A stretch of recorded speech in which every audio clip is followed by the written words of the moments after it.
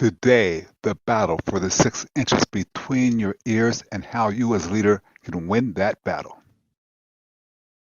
This is a Touchstone Publishers presentation, your trusted source of leadership knowledge.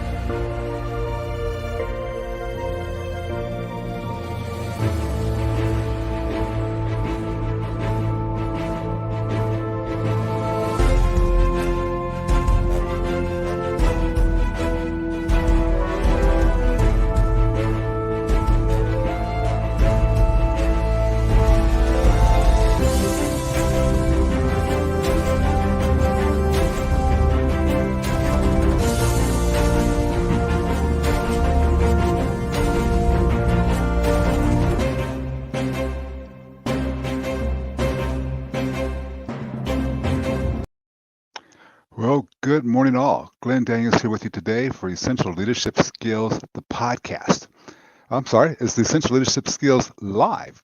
So, my name is Glenn Daniels. I'm the COO of Touchstone Publishers, and I want to welcome you very much today to our podcast. Keep on doing that, our live show. So, we're going to discuss today that battle inside your heads for that 6 inches of real estate that will help you become a leader. When you win that battle, you can become a leader. It's going to be a very short show today, and I just want to emphasize that we're here Monday through Fridays, 9 a.m. Eastern Time.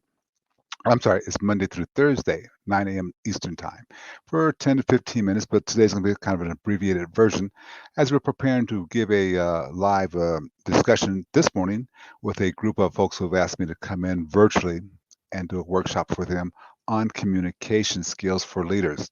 So I want to share that part of that, what we'll be talking about today for you. And that's going to simply be the fact that you do have a battle going on every day inside your head, every communication inside your head, and you have to win that battle. You have to do things to make that battle better. One thing that you can do to win that game is to ask yourself better questions. A lady wrote about her, I think, or spoke about her a couple of weeks ago on the podcast and on the live, how she taught me the lesson of asking yourself better questions. Ask yourself better questions. The question should be something along the lines of, what is this person's positive intent for what they're doing? Okay, that's a hard question to have to answer sometimes. How is this person's positive intent? What is this positive intent? Why are they behaving the way they do, and how does it serve them? What is a positive intent? Keeping in mind that oftentimes a person's positive intent has nothing to do with you or the company. It's all about them. What are they doing to have that positive intent? What brings them that positive intent?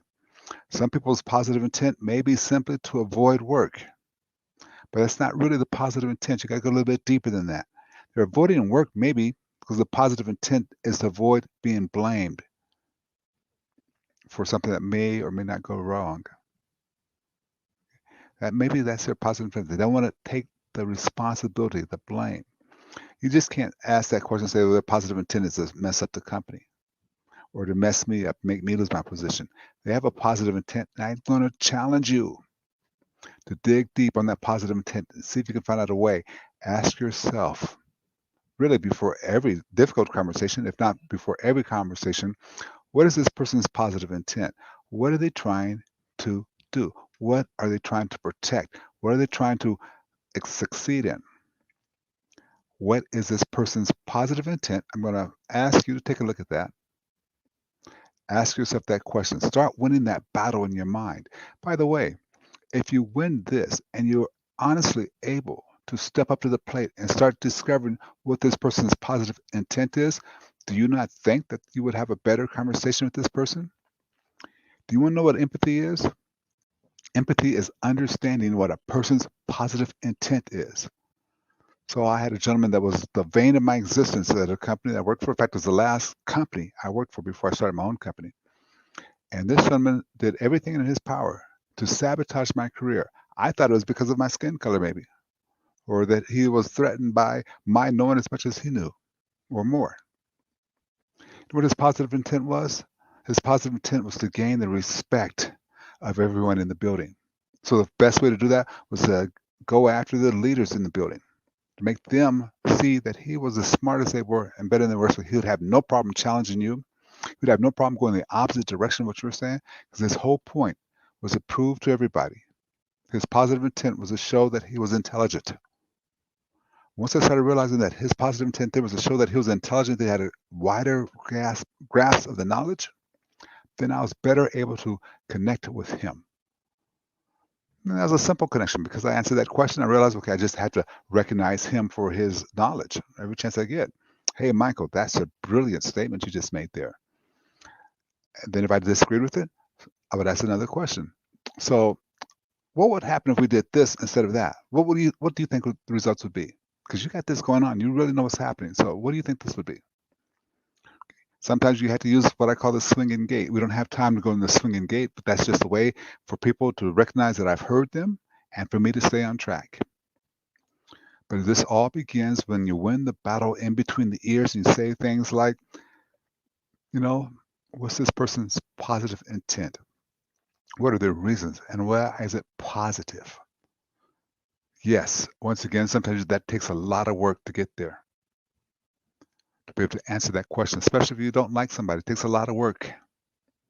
But as a leader, you can't afford to give up on this issue.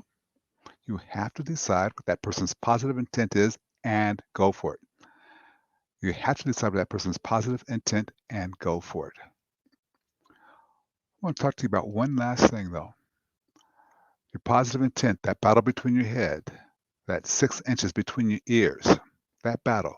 You can win that battle every day by having a great, powerful morning routine. Go to a lot of different books and start reading them how to have a morning routine. You can find out many ways from different leaders. I just do 3 things for my morning routine. But some people have steps up to 14, 15 things they do for their morning routine. Okay, I'm going to suggest if you want to win the battle between your ears, have a fantastic morning routine. I think you'll see that it helps you quite a bit. Okay, so I want to thank you very much for hanging out with us today. It's been a pleasure. It's been a joy. I don't know if we got a video feed today. We didn't have one yesterday. It looks like we may not have one again today, but I hope you enjoyed. Thank you very much.